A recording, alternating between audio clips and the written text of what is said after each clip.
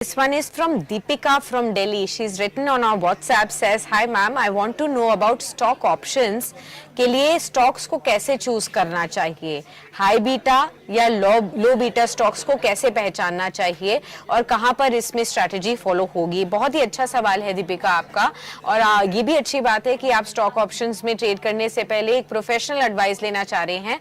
Osho definitely आपको बहुत ही बढ़िया यहाँ पर गाइड कर सकते हैं।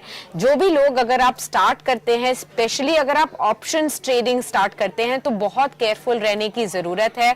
पिछले एक साल में आपने देखा होगा कि सेबी ने लगातार ये बोला है कि 90% of FNO traders lose money, और उसका कारण ये है कि लोगों के पास एक प्रोफेशनल अंडरस्टैंडिंग नहीं होती है ऑप्शंस की, और केवल हायर रिवॉर्ड के लिए कई लोग अट्रैक्टेड हो जाते हैं।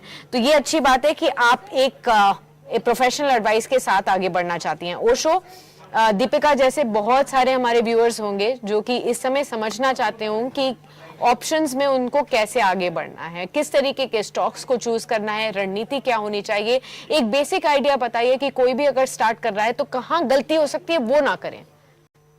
ये सबसे पहले तो काफी इंटरेस्टिंग क्वेश्चन है, बिकॉज ऑप्शन को लेकर के काफी ज्यादा लुक्रेटिवनेस आने लगे हैं मार्केट में। तो बिल्कुल अपना नॉलेज को बिल्कुल फर्म रखने के बाद ही ऑप्शंस मार्केट में एंटर करनी चाहिए।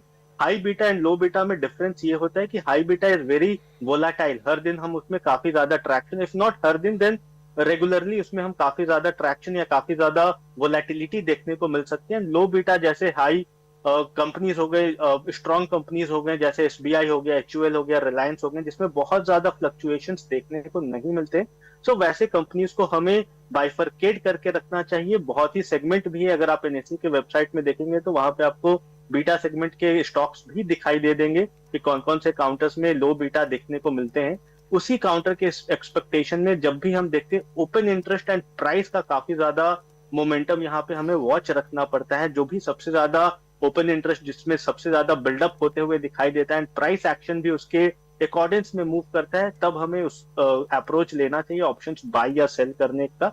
मेजरली अगर सबसे पहले फर्स्ट एंट्री है तो ऑप्शन बाय की ही सलाह बनेगी, बिकॉज सेल में मार्जिन एंड रिस्क दोनों ही काफी ज्यादा रहते हैं।